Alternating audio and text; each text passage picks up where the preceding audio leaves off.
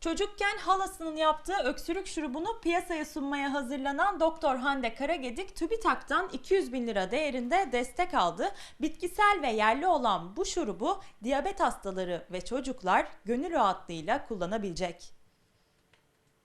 İstanbul Üniversitesi Moleküler Tıp üzerine doktora yaptım. Aynı zamanda bir TÜBİTAK projesi yazdım. E, Çam bitkisinden öksürük şurubu geliştirmesine dair bir projeydi bu.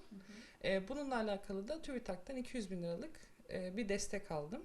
Küçükken halamın yaptığı şurubu aslında birazcık formülize edip onun üzerine bir proje yazdık.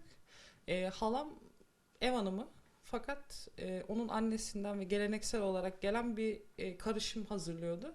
Biz öksürdüğümüz zaman içiriyordu. Ve tadı çok güzel olduğu için de ben çok severek içiyordum. Bir gün kızım bunu bir baksana, içinde nedir, neye etkisi var falan diye.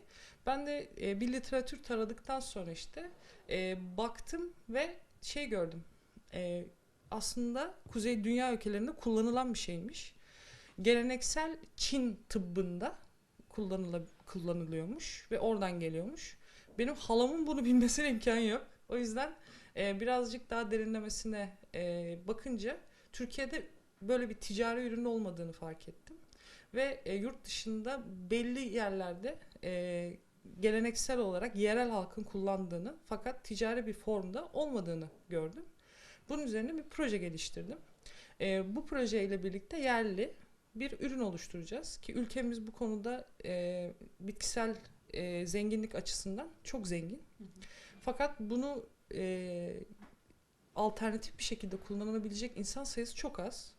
Bu yüzden de böyle bir şeyin olması, hem bu tarz bir şeyin olması bence çok güzel bir şey. Ülkemize baktığımız zaman bu tarz öksürük şurupları OTC grubu diye geçiyor. Türkçe'de tam bir karşılığı yok ama geleneksel bitkisel gıda takviyeleri gibi bu tarz bir ürünler genellikle ithal ediliyor ve kur farkından dolayı da çok fazla etkileniyor. Yani kullanıcılar da bu konuda mağdurlar aslında. Çünkü kur arttıkça ürünün de fiyatı artmış oluyor. Bizimkisi yerli ürün olduğu için kurdan falan etkilenmeyecek. Bu tamamen milli bir ürün oluşmuş olacak. Şimdi şurubu geliştiriyoruz. Standart bir formu oluşturmaya çalışıyoruz. Ve inşallah önümüzdeki sene de piyasaya sunacağız. Yaklaşık 2 senedir projenin hazırlanması, sunulması, destek alınması gibi süreçler var. Şimdi TÜBİTAK belli bir kısmını karşılıyor. Sadece Ar-Ge kısmını karşılıyor. Ve biz bunu seri üretebilir forma getirmemiz için de yatırımcılarla görüşmeler yapıyoruz. Şimdi birkaç tane yatırımcıyla görüşme sağladık. Şimdi yurt dışı yatırımcılarla da bir görüşme sağlayacağız.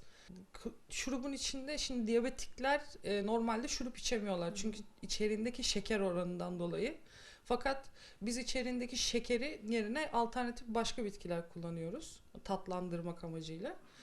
Aynı zamanda çam özütünü kullandığımız için özüt olarak, yani özütü aslında biz şurup diyoruz.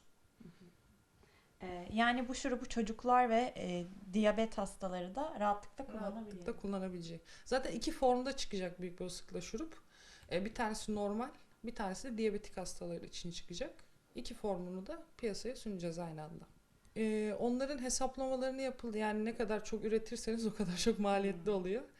Tabii ki yaklaşık olarak maliyetler hesaplanıp ona göre bir bütçe teklifi edilebiliyor.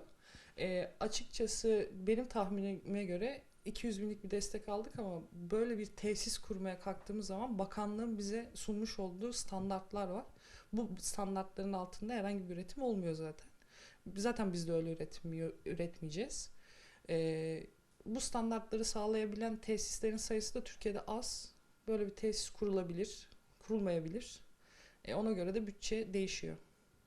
TÜBİTAK süreci de yaklaşık 2 senelik bir süreç oldu. Öncesinde projeyi yazdık ve bize eğitimler verildi. Bu eğitimler sonucunda Ankara'ya gidip Ankara'da 5 dakikalık bir sunumda projemizi anlattık ve uygun görüldüğüne karar verildi. Proje içeriğine bakıyorlar ve belli bir kısmını karşılıyor aslında TÜBİTAK. Tamamen karşılıyor demek birazcık şey olur. Ama sonuç olarak böyle desteklerin verilmesi de ülkemiz için önemli. Sonuçta insanları teşvik eden bir durum. Süreç zorlu bir süreç. Fakat bir şey kafanıza koyduktan sonra o sürecin üstesinden gelebiliyorsunuz. Önümüzdeki sene itibariyle Mayıs ayından sonra şurubun ruhsatlandırmasına başlayacağız. Ve aslında 18 aylık bir proje. Son 6 aya kalmadan biz projeyi kapatacağız büyük bir olasılıkla. Daha sonrasında da piyasaya sunabileceğiz. Çocuklara şurup içirmek zordur. Bu şurubu çocuklar da severek içecekler. Annelerin işi de kolaylaşacak.